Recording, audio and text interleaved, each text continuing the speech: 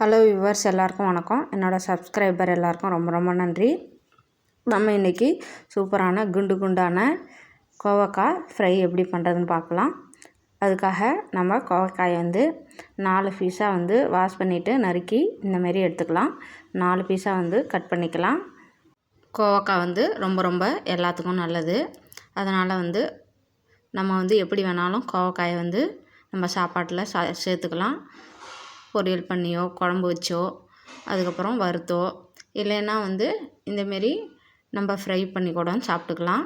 எப்படி சாப்பிட்டாலும் நம்மளுக்கு அந்த சத்து நம்மளுக்கு கிடைக்கும். அதனால் உங்களுக்கு எந்த மெத்தட் பிடிக்குமோ அந்த மெத்தடில் நீங்கள் செஞ்சு நம்ம இதை சாப்பாடு கூட சேர்த்துக்கிட்டோம்னா நம்மளுக்கு ரொம்ப ரொம்ப நல்லது. நம்ம நறுக்கி வச்சதுக்கப்புறம் இந்த கோவக்காயை உப்பு சேர்த்து நல்லா குலுக்கி வச்சுக்கலாம். பொரிக்கும்போது உள்ளார உப்பு இல்லாமல் ஒரு மாதிரி சப்புன்னு இருக்கும், சாப்பிட்றதுக்கு நல்லா இருக்காது. அதனால் உப்பு சேர்த்து குலுக்கி வச்சுட்டு அதுக்கப்புறம் நம்ம இதுக்கு தேவையான பச்சி மிக்சிங் நம்ம வீட்டிலையே ரெடி பண்ண போகிறோம். அதுக்கு நான் ரைஸ் ஃப்ளோர் சேர்த்துக்கிறேன். அதுக்கப்புறம் கடலை மாவு சேர்த்துக்கிறேன். அரிசி மாவு, கடலை மாவு இதெல்லாம் வீட்டிலையே அரைச்சி வச்சுக்கிறது ரொம்ப ரொம்ப நல்லது. ஒரு கிலோவில் அரைச்சி வச்சிட்டோம்னா நம்ம எப்போ வேணாலும் எடுத்து எல்லாத்துக்கும் யூஸ் பண்ணிக்கலாம். அதுக்கப்புறம் சோள மாவு நம்ம வேணுங்கிற அளவு நீங்கள் கொஞ்சமாக சேர்த்துக்கோங்க. அதுக்கப்புறம் உப்பு சேர்த்துக்கோங்க. கம்மியாக சேர்த்துக்கோங்க. கரைச்சி வச்சுட்டு அதை உப்புலாம் கரெக்டாக இருக்கான்னு செக் பண்ணிக்கலாம் நம்ம. அதுக்கப்புறம் பெருங்காயத்தூள் சேர்த்துக்கோங்க. அதுக்கப்புறம் தனி மிளகாய்த்தூள் சேர்த்துக்கோங்க. உங்கள் காரத்துக்கு தகுந்த மாதிரி சேர்த்துக்கோங்க. இதை மிக்ஸ் பண்ணும்போது விக்ஸ் வச்சு நல்லா மிக்ஸ் பண்ணுங்கள். அப்போ தான் கட்டி இல்லாமல் கரெக்டாக நம்மளுக்கு சூப்பராக பச்சி மிக்ஸ் கிடைக்கும்.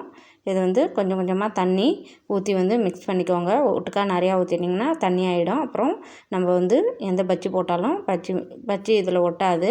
அதனால் கொஞ்சம் ஓரளவு திக்காக இருக்கிற மாதிரி இந்த கன்சிஸ்டன்சிலேயே நம்ம மிக்ஸ் பண்ணி எடுத்துக்கலாம். உப்பு இருக்கான்னு இப்போ செக் பண்ணிவிட்டு உப்பு இல்லைன்னா கொஞ்சமாக போட்டுக்கோங்க. அதுக்கப்புறம் ஒரு கடாயை சுட வச்சுட்டு நம்ம பொரிக்கிறதுக்கு தேவையான ஆயிலை அது கூட சேர்த்துக்கலாம். எண்ணெய் நல்லா காயட்டும்.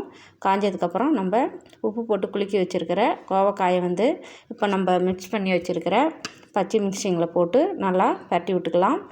அதுக்கப்புறம் நம்ம ஒன்று ஒன்றா எடுத்து எண்ணெயில் போட்டு பொரித்து எடுத்துக்கலாம். ஒன்று ஒன்றா போடுங்க தனித்தனியாக. அது மேலே வந்ததுக்கப்புறம் இன்னொன்று போடுங்க. ஒட்டுக்கா எல்லாத்தையும் போட்டோம்னா ஒட்டிக்கும். அதனால் ஒன்று போட்டு மேலே வந்ததுக்கப்புறம் இன்னொன்று போடுங்க. அப்போ தான் தனித்தனியாக குண்டாக அழகாக நம்மளுக்கு பச்சி கிடைக்கும். இதேமாரி எல்லா பச்சியும் போட்டு நம்ம கோவக்காய் பஜ்ஜியும் போட்டு நம்ம ஃப்ரை பண்ணி பொன்னிறம் ஆகிற வரலையும் இந்தமாரி ஃப்ரை பண்ணிக்கலாம். இப்போ பார்த்திங்கன்னா நம்மளுக்கு குண்டாக அழகாக கோவக்காய் பச்சி ரெடி ஆகிடுச்சு. இந்தமாரி நீங்கள் ஒரு 6, 7, 8 எண்ணெய் எவ்வளோ ஊற்றிருக்கீங்களோ அதுக்கு தகுந்த மாதிரி போட்டு எடுத்துக்கோங்க. இந்த கோவக்காயை வேறு மாதிரி பொரியலாவோ சாம்பாராவோ செஞ்சால் குழந்தைங்க யாருமே சாப்பிட மாட்டாங்க. அதனால் இந்தமாரி ஃப்ரை பண்ணி நம்ம வீட்லேயே மாவு வச்சுருந்தா கொடுத்தோம்னா ரொம்ப ஆரோக்கியமாகவும் இருக்கும். பிள்ளைங்களும் குழந்தைங்க சூப்பராக சாப்பிடுவாங்க. இதை இப்போ நம்மளுக்கு எவ்வளோ அழகாக குண்டாக பச்சி ரெடி ஆகிடுச்சு பார்த்தீங்களா? இதேமாரி நீங்களும் செஞ்சு சாப்பிடுங்க. மறக்காமல் என்னோடய சேனலை சப்ஸ்கிரைப் பண்ணுங்கள், ஷேர் பண்ணுங்கள், மறக்காமல் லைக் பண்ணிவிடுங்க.